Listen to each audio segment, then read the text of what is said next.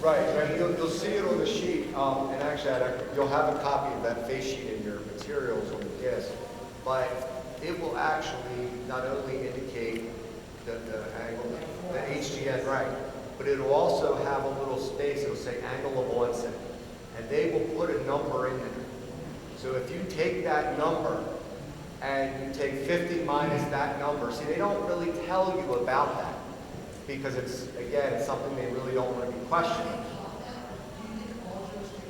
Absolutely, it's in the standard manual. If you get the DRE manual, it is in there. It describes it as, it's literally called the Tharp's equation, and that's what they utilize. It's 50 minus that angle of onset. And again, it is complete nonsense. And they even are told that there's no scientific research in their training. They're told that, most of the trainings I know, are told that there's really no scientific basis for it.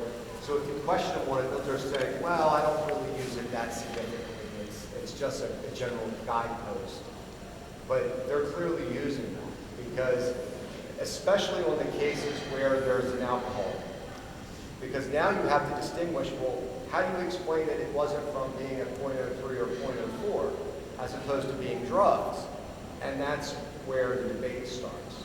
And the police department on this, that's the standard so right. Well, I will tell you some state programs, each state is run by its own DRE coordinator. And sometimes they will utilize different formats.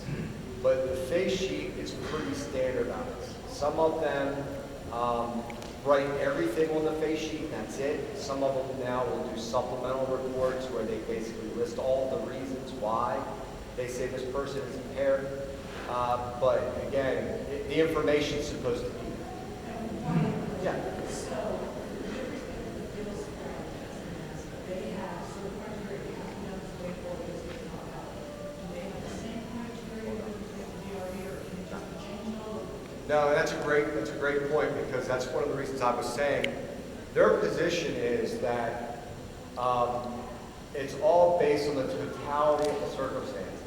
I mean, a good example is I questioned this one that was, again, very involved nationally with the DRE program as a trainer. I questioned him on the issue of one-leg stand and whether there was any restrictions based on weight and age that you see in standardized field sobriety. He said, no, we'll do, not only do they do one leg on the one-leg stand, they do both. And I had questioned him earlier. I'm like, well, you would agree that originally the reason why they said they had you pick a leg is to make it, to give you a fair chance that you would pass. And he goes, oh yeah. I said, but you have them do both legs. Yeah? It's like, so, and if they don't do well on either leg, you can count that as uncoordinated and therefore one of the indicators. And he said, yeah, it's up to the DRE. So you can see that even the very limited, I think, research on the original field sobriety test makes it even worse because you have to realize the original validation for the field sobriety test, again, were done on all healthy volunteers. So now you get someone that may have some underlying medical problems, and they're not only still administering these tests, but then what they're doing is they're administering the tests and claiming that what they're seeing is not as a result of medical at all. One of the cases that I had was a guy that had brain trauma as a young child, and he was limited in certain ways. Worked for the school system as a custodian for 20 years. Took anti-seizure medication, had nothing to do with being impaired, and of course he got arrested and charged. Now they eventually had to dismiss the case. They wouldn't give me the apology. I asked for that too. But that was a good example. I had a DRE saying that he could explain that the uncoordination and slurred speech that this guy has on a daily basis, that he could distinguish that he must have had an impairing substance. It wasn't from his medical condition. I mean, it's just absurd. It's literally absurd, yeah. Have you ever come across somebody who is on Adderall or ADD, and that's the only thing that you're dealing with? Yeah. I'm struggling with that right now, and the whole nature of it is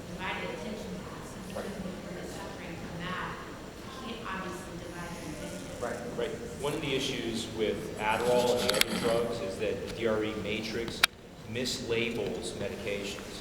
And what they want to do is they want to list everything as, say, a CNS depressant. Okay, so when you read through the outline, you're going to see that they're going to mislabel the drugs. Well, if you put all the drugs into categories they're not supposed to be in, then none of the indicators make any sense. So a drug like Adderall, they may label as a CNS depressant, or they may label as a stimulant when it really shouldn't be in there. They do that a lot with the prescription medication, for psychological issues like Zoloft and all these other medications. They put them in the category of CNS depressant. And these are antipsychotic medications that have no business being in the category of CNS depressant. So what happens with these DREs is they get a list of all the medications that should be in a category, Adderall, Zoloft, whatever it might be, from the IACP, and they say, oh, it's in this category. And this, these should be the indicators. Right, so when they say that's what they're taking, then they've already at that point assigned them to what a likely category is going to be. And then whatever they do that doesn't perform well, they're going to say they must have done too much or they're impaired. When it has, again, nothing to do with that. One of our experts would say that the problem with medication is there is a therapeutic effect, that sometimes you have people that by not taking the medication will actually it will inhibit their ability to drive. But if they're taking their medication, they'll actually do much better. But yet, you're getting the opposite effect when the DRE gets involved. Just to drive home the point real quick on the drug categories, our experts said that there's absolutely, as Alex said, a lot of drugs that are misclassified. They have them in the wrong categories, and that some of the drugs they have in those categories actually have the opposite effect of what the DRE claims it has. Now, to understand why this could be so ridiculous, if you weren't here yesterday, let me give you the quick background. The program was originally started back in Los Angeles in like 1978, I think it was, where police officers went around and essentially gathered their own medical information so they could start determining whether people were impaired by drugs because they weren't finding doctors helpful at that point. And in our hearing, we had the guy from NHTSA who was responsible for putting together the standardized version that exists to this day. And I questioned him about to what extent, when NHTSA got involved, did you bring in any medical people to take a look at the information to see if it was valid? Because he had already testified that all they did was take all the slides and the handouts that were being used by the Los Angeles Police Department and put them into a manual. And he said, well, we talked to an optometrist a little bit about one eye issue, and that was it. So you have to understand that this stuff was created. They claimed they got some great medical information back in '78 in Los Angeles, but I couldn't get any specifics as to really where that came from. But none of this stuff is medically checked. None of it is. And I think that's one of the things that was so astonishing about it is how bad it was. And when you pull back the curtain on their experts, what was really interesting when Dr. Sitek got crossed on the particular effects of a drug, he said that the purpose of the DRE protocol isn't to determine the particular effects of a drug. The purpose of the DRE protocol is to determine whether or not somebody should be arrested. That's really what they're focused on. And that's really an essential issue. Yes.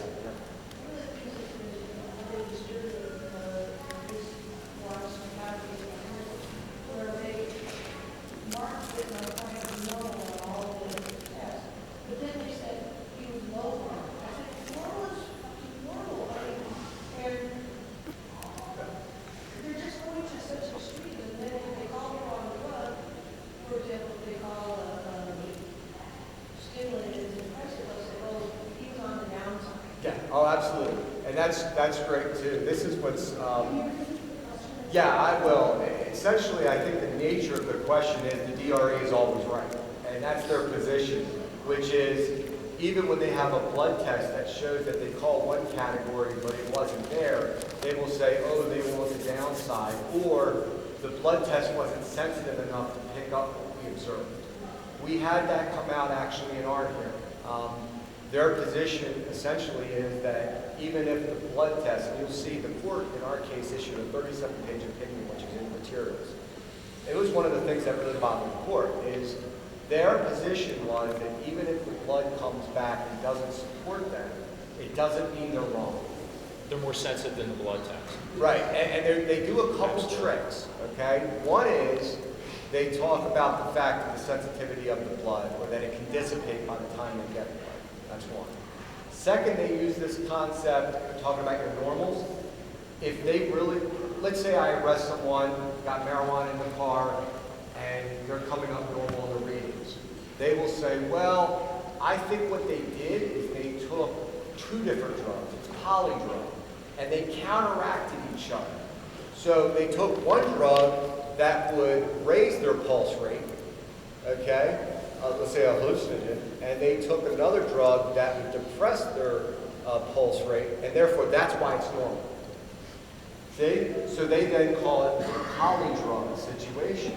So when you get your cases and you see those polydrug situations, break out this matrix and you'll see. That's why they don't like you having a matrix, because you can kind of really step through and see how they're coming to that conclusion. But that's when you'll get the polydrug. When you look at the studies, that were done, either the high school studies or the Shiner-Sheckman studies, those weren't polydrug studies. The DRE has never had a study where they were to find combinations of polydrugs. But they'll come out and say there's 3 different polydrug effects and they can identify them, which is just horrible. Right, and that's one of the things you'll see again. Dr. Jango talked extensively about how it is laughable how they try to essentially say, if you take this drug and you take this drug, this is the effect. They said, number one, you can't reliably figure out an effect of a drug on a person up front, and certainly not the effect of 2 different drugs. There is absolutely no research on it. And, but yet they send them out claiming that's, that's what you do. You got a bunch here. We can start from the back here. When you were talking about Dr. Seitzek, Yeah. you said that other optometrists don't agree with him. Is there an article published about that, or did you just bring them in as sort of a battle of the experts? Well, it was a battle of the experts in that they brought an optometrist, we brought an ophthalmologist, which was obviously a medical physician. But honestly, with Dr. Seitzek, the thing you got to get at that is, and I questioned him at length on this, he ultimately conceded that the only thing he could diagnose was essentially pink eye, or whether you had something in your eye. And you'll see that in the transcripts, okay? And so it's like, we got into the issue that if he had, for example, something more significant, he actually has to call in an ophthalmologist for them to make the diagnosis. And I'm like, well, so you can't do what the DRE does, and he says no. In all the transcripts that we had, they built him up to be a primary care physician. Right. And they would ask him those questions. He would say, yes, yes, yes. But come to find out, he can only treat pink eye and scratched eyes. Yeah, and that's why I went after that the way I did, is because of the fact that they were trying to make him much more than he was. Their toxicologist, Michelle Spurk, for any of those from Arizona, they were trying to bring her in to make her a big pharmacologist and all that. She hadn't even taken any courses in pharmacology. There were continuing studies courses in pharmacology, so the judge excluded her as a pharmacologist. Yeah. Yeah, she didn't like that. We also found out she was staying at the Wyndham on somebody else's dime, but that's another story. Yeah, there's a lot of impeachment evidence you'll read in that transcript about an incident she had regarding the Wyndham. Before we move on, I'm sorry, this might help you though. On the issue of polydrugs, again, since they mischaracterize drugs and put them in different classifications that they're not pharmacologically suited for, there's no way that they can have an accurate understanding of polydrug effects.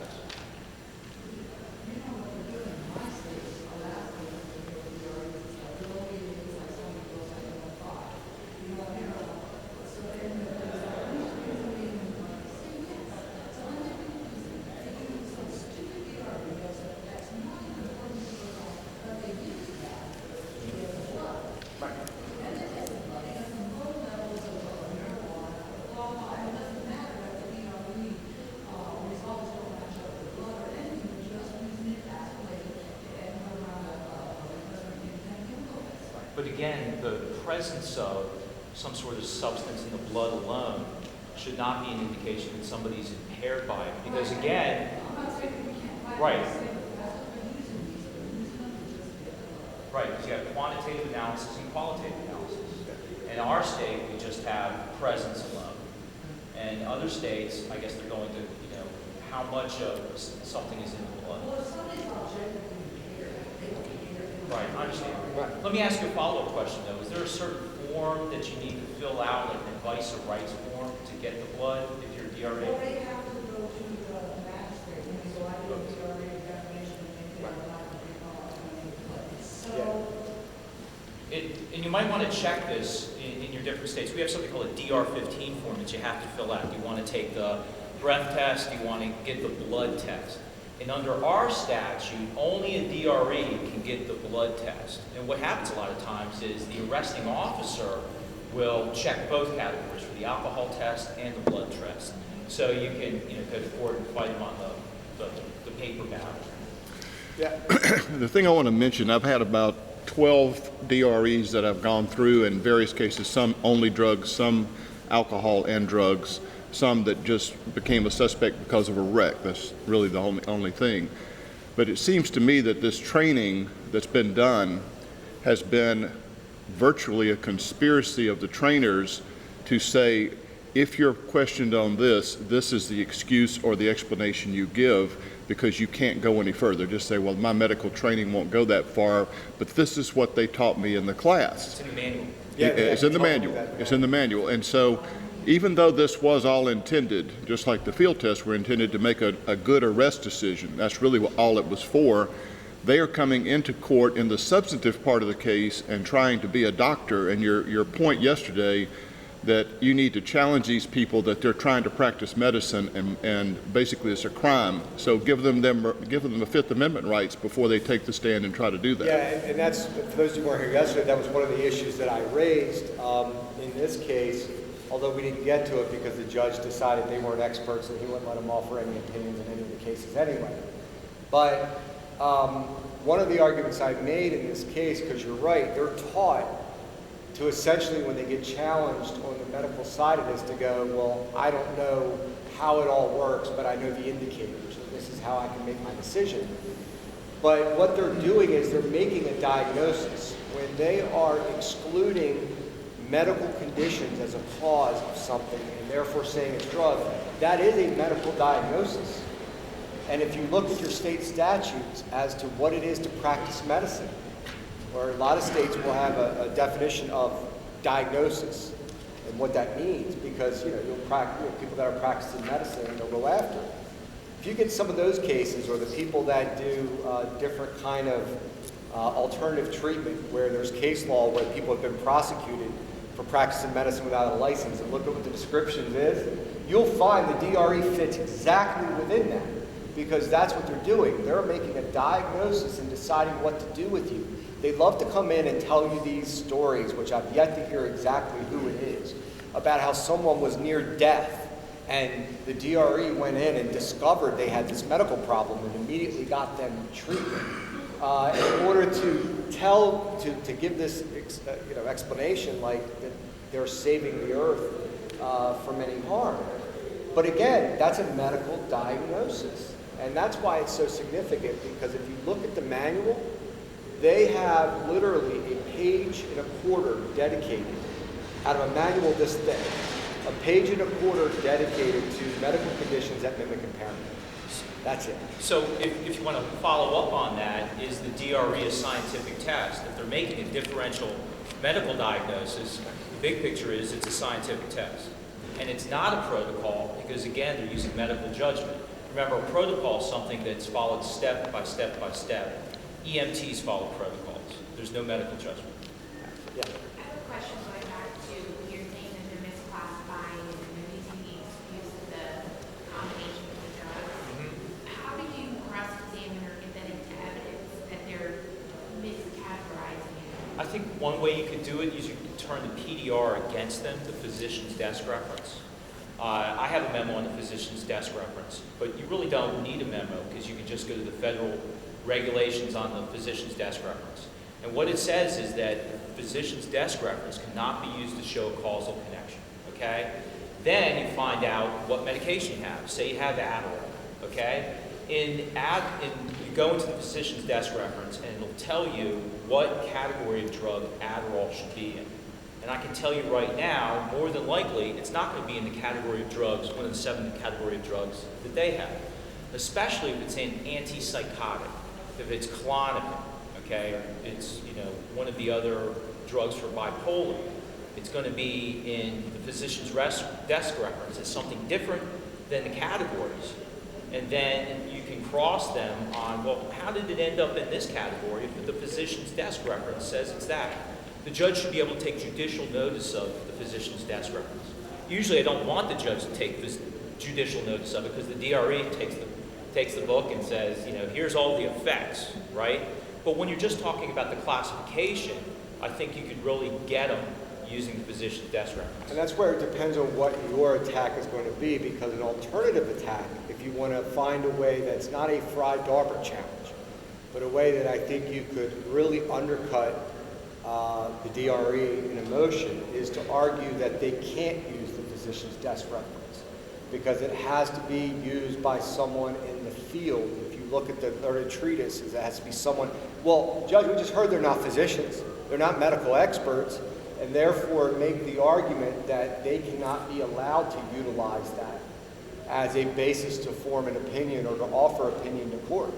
I think there's a good argument that there's some federal case law on that regarding its use, and especially because the physician's desk reference is not something that establishes causal relationships.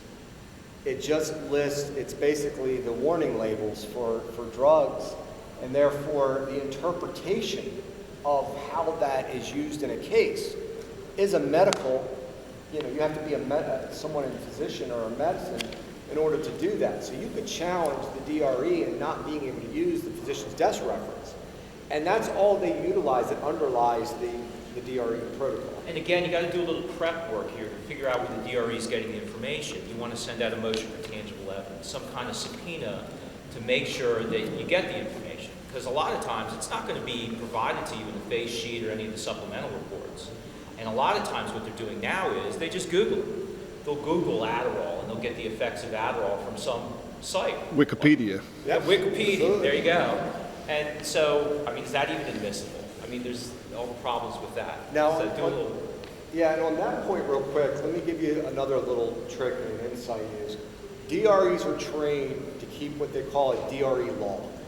If you're not familiar with this, what essentially it is, they're supposed to keep each and every evaluation they've done, the results of any tests, like if there was blood tests to show whether they were right or wrong.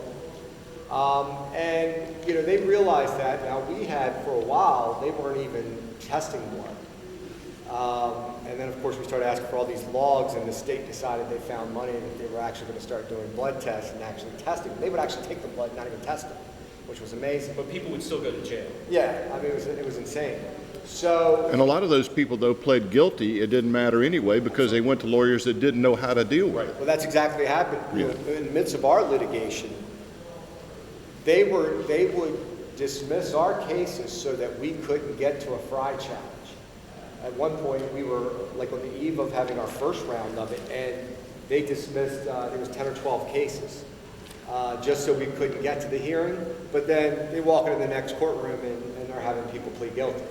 And that's really what I actually had research that was almost considering doing a writ of mandamus to say if you don't have enough guts to come in and back this thing, you should instruct them not to arrest any more people, utilizing it.